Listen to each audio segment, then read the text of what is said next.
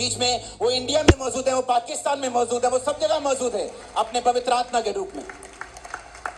तो पवित्र आत्मा जीसस क्राइस्ट का अनलिमिटेड रूप है। जीसस क्राइस्ट एक जगह पे थे, लेकिन जब पवित्र आत्मा आया वो अनलिमिटेड हो गए। अब वो सब जगह काम कर सकते, जहां जहां हम उसके नाम को पुकारेंगे पवित्र आत्मा वहां पे आएगा और काम करेगा। आप में से भी वो बहरों की आज कानों को खोलेगा। आप में से बहुत से बहरे अचंगे हो जाएंगे, लेकिन आपको सुनना पड़ेगा पहले वचन को। चाहे एक कान आपका नहीं सुनता, दूसरे कान से सुनना पड़ेगा। मशीन लगाई तो उससे सुनना पड़ेगा। अगर आत्मा में भी आपके मशीनें लगी तो ध्यान से लगा के रखना, आपको सुनना पड़ेगा। क्योंकि कुछ लोग शारीरिक रूप से बहरे हो सकते हैं, लेकिन कुछ लोग आत्मिक रूप से भी बहरे हैं। क्यों? वो वाली कलीसिया का रिजल्ट आज हमें दिखाई नहीं देता, क्योंकि ना तो वो वाले लोग हैं जो अपनी प्रॉपर्टीज अपना नहीं समझते, और ना तो वो वाले प्रेरित बचे हैं जो पूरे पैसे का हिसाब दे सकें कि आपका पैसा मेरा पैसा नहीं है, चर्च का पैसा पास्टर्स का पैसा नहीं है, वो परमेश्वर का पैसा है। चर्च का पास्टर, चर्च का मुखिया एक बैंक मैनेजर के समान है। वो बैंक के पैसों का मालिक नहीं है, लेकिन उसे मैनेज करता है कहां कहां मुझे इस पैसे को लगाना है और रूहों को बचाना है। आमीन। क्यों खामरा चर्च में आप देखते हैं कि टेस्टिमनीज के बाद टेस्टिमनीज आती? क्यों लोग वहां प्रॉस्पर हो रहे हैं? क्यों लोग वहां बेदार हो रहे हैं? क्यों लोग वहां एक एक विश्वासी क्रूसेड्स करवाता है और लाखों लाखों लोग इकट्ठा होके करोड़ों लोग वहां बचाए जा चुके हैं इंडिया में। आप जाके वहां का माहौल देखेंगे, आप हैरान हो जाएंगे। बहुत से लोग आप विजिट करते हैं, रीजन क्या था कि उन लोगों ने, सिर्फ मैंने सेवा नहीं की, उन विश्वासियों ने भी सेवा की। किसी के पास, हर व्यक्ति के पास पैसा नहीं है। परमेश्वर आपके पैसों को नहीं चाहता। ये भूल जाओ कि आप सिर्फ पैसा देंगे तो आप सेवा कर रहे हैं। एक फैमिली मेरे चर्च में आई और वो 2 नंबर का काम करते थे। तो जब वो चर्च में आए, वचन को सुना, तो वचन सुनते सुनते परमेश्वर ने उनको मौका दिया, वो चर्च में आने लगे। एक दिन मैं अपने चर्च ऑफिस में बैठा हुआ था, तो मुझे मेरी टीम ने बताया कि ऐसे ऐसे हमें बिल पे करना है। मैंने कहा अभी पैसे नहीं है, संडे को देखेंगे। कहते नहीं, बाहर कोई ऑफरिंग बॉक्स में इतने लाख रुपए डाल के गया। मैंने कहा क्यों, कौन है ये? 10-15 साल पहले की बात है। तब इतने लाख अगर इकट्ठे आते तो हैरानी होती थी कि कौन, पता है कौन डाल के गया? तो उन्होंने कहा ये फैमिली आपके पास आती। मैंने कहा हाँ, मैं उन्हें जानता हूँ। कहते वो डाल के गए। मैंने कहा अच्छा, मुझे मेरी फोन पे बात कराओ। मैंने फोन पे बात की। मैंने कहा आप इतने लाख रुपए डाल के गए हो, आपने कमाए कैसे? कहते उसी काम से। मैंने उन्हें बुलाया और पैसे वापिस दिए। मैंने कहा इस पैसे का टाइथ चर्च रिसीव नहीं कर सकती, ये सेवा नहीं कबूल होगी।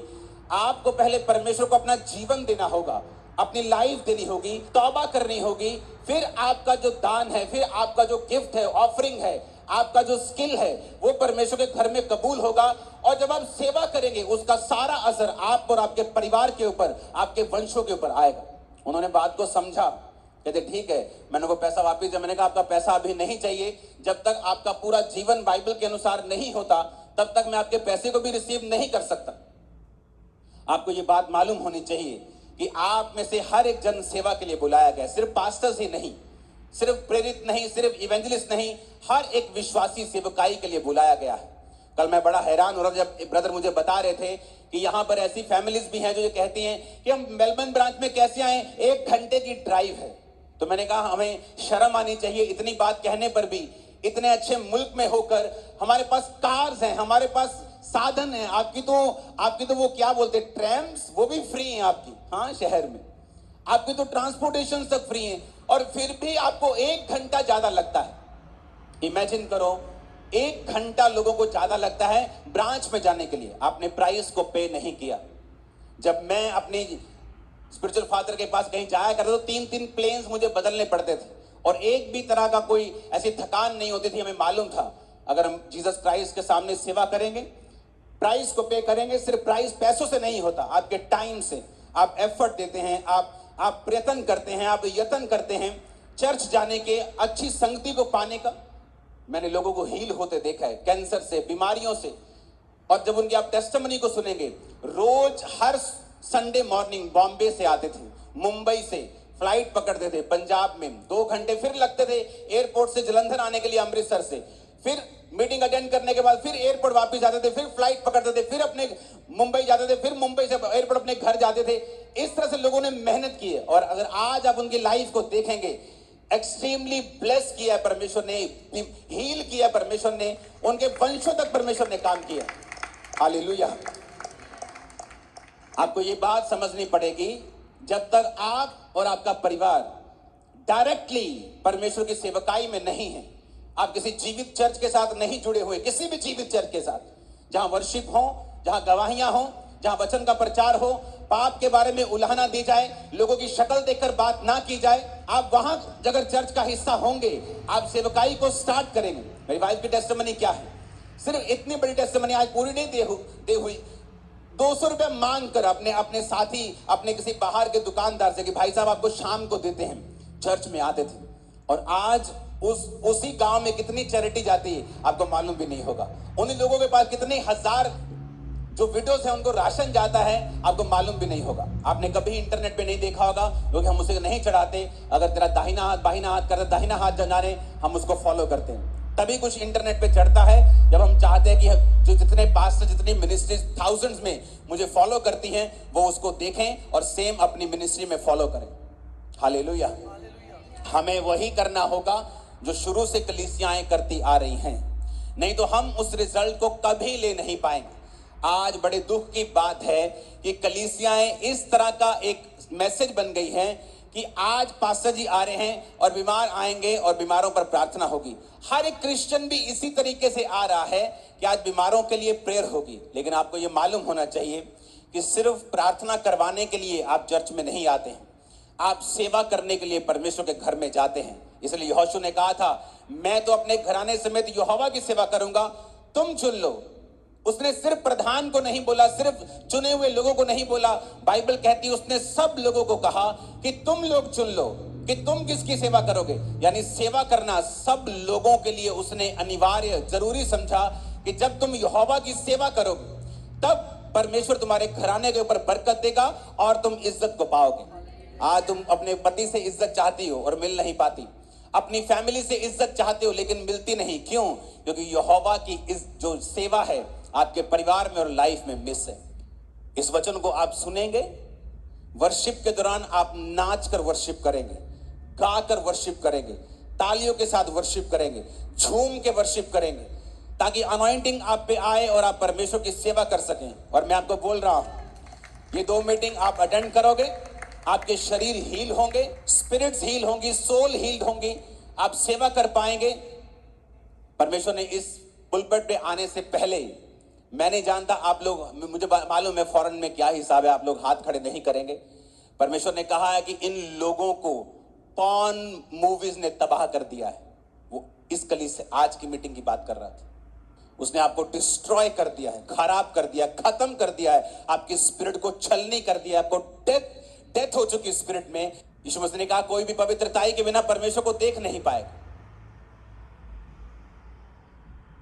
क्या हम तैयार हैं तौबा करने के लिए? तैयार है परमेश्वर की सेवा करने के लिए? अगर हम उसकी सेवा करने के लिए तैयार हैं, आप देखेंगे जिस चीज के लिए आप प्रार्थना कर रहे थे, बड़े दुखी हो रहे थे, व्याकुल हो रहे थे, बेचैन हो रहे थे, अपने आप आपकी लाइफ में वो एंटर करेगी इसी साल, नेक्स्ट साल, उसके अगले साल।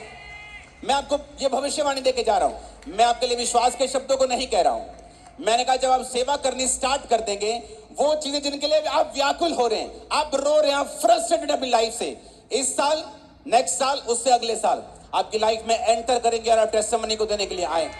आमीन। मेरे को ऊंचे वाला चाहिए, खामरा चर्च वाला आमीन चाहिए, कहां सुनना चाहिए आमीन। मैंने कहा हालेलुया, हालेलुया, ऊंची आवाज में। आपको कुछ ऐसी वैल्यूज है जिनकी समझ आपके अंदर होनी चाहिए। आमीन। ऐसा नहीं हो सकता कि आप पाप में हो और आप कहें मैं सेवा करने के लिए तैयार हूं।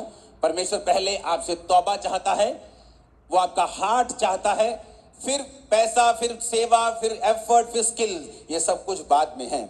एस्तर पुस्तक 2 अध्याय उसकी 19 से 23 आयत में लिखा है, जब कुंवारियां दूसरी बार इकट्ठी की गई तब मोर्दके राजभवन के फाटक में बैठा था। एस्तर ने अपनी जाति और कुल का पता नहीं दिया था, क्योंकि मोर्दके ने उसको ऐसी आज्ञा दी थी कि वो ना बताए। और एस्तर मोर्दके की बात ऐसे मानती थी जैसे उसके यहाँ अपने पालन पोषण के समय मानती थी। दो चीजें आपकी लाइफ में होनी बहुत जरूरी है। पहली, आपकी लाइफ में परमेश्वर की सेवकाई होनी जरूरी है।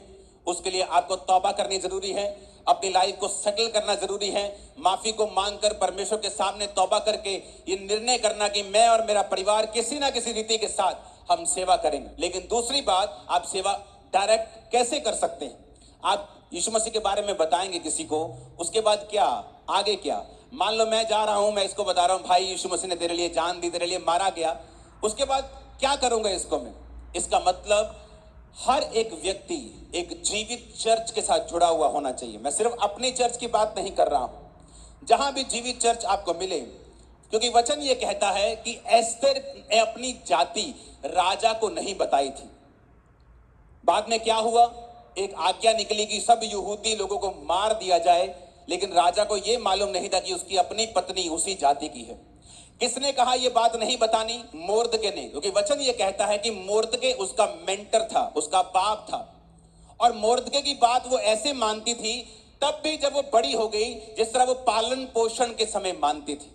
आज बहुत से लोग कामयाब नहीं हो पाते क्योंकि जितनी बात वो अपने स्पिरिचुअल लेवल के स्मॉल, जब वो छोटे होते हैं अपनी मेंटर की मानते, जब वो बड़े होते हैं उन्हें लगता है कि अब हम सब कुछ खुद कर सकते हैं, और परमेश्वर उनकी ग्रोथ को रोक देता है। और वचन कहता है कि एस्तर उसकी बात ऐसे मानती थी जैसे पालन पोषण के समय छोटे होते से ही वो अपने मेंटर के समान, अपने बाप के समान उसकी हर एक बात को मानती थी।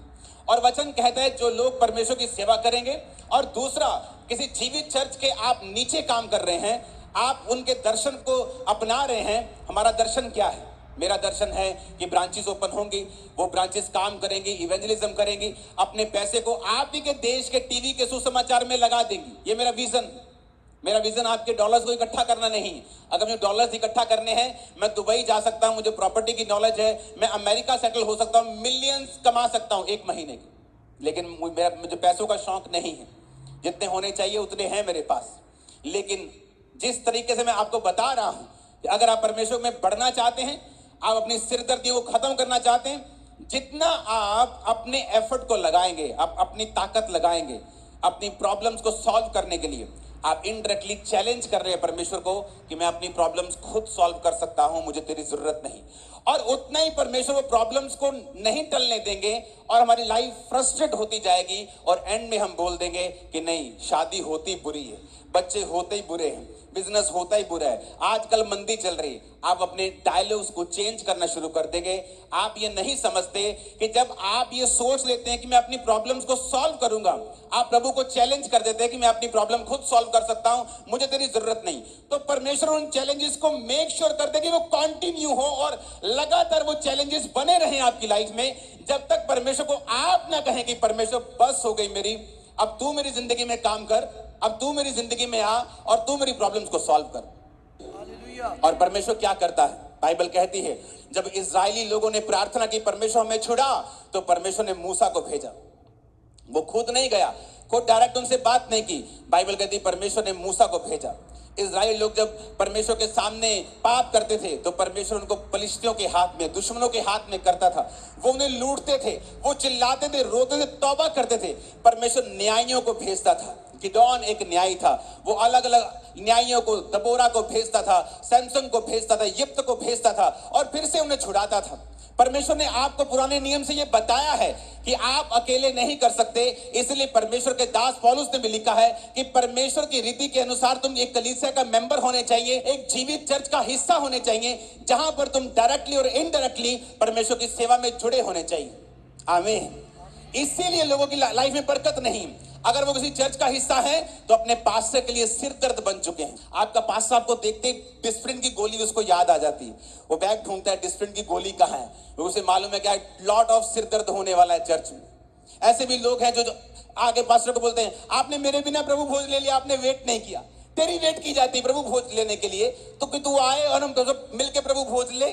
ऐसे ऐसे लोग हैं चर्च में। इसीलिए जब आप उनकी लाइफ को देखते हैं, टू मेनी हेडेक्स उनके परिवार के अंदर, उनके बच्चों के अंदर कोई डिसिप्लिन नहीं है, कोई लाइफ नहीं, कोई ग्रेस नहीं, कोई बरकत नहीं। क्यों? क्योंकि हम अपने डीप जो रूट थे हमारे, जो परमेश्वर ने बाइबल हमें दी है, हमें वचन दिया है, समझाया है कि अपनी लाइफ को किस तरह से बिताना है, हम वो भूल चुके हैं। हालेलुया। पहली बात, परमेश्वर के साथ संबंध। तौबा करना, सेवा करने का मन बनाकर सेवा करना। मेरे पास ज्यादा पैसा है, मैं पैसे को यूज करूंगा। मेरे पास गिफ्ट है, स्किल है, मैं सीए हूं, मैं इंजीनियर हूं, मैं इस्तेमाल करूंगा। मैं आईटी में हूं, मैं मीडिया में हूं, मैं चर्च मेक श्योर करूंगा कि सेवकाई को उसका फायदा हो।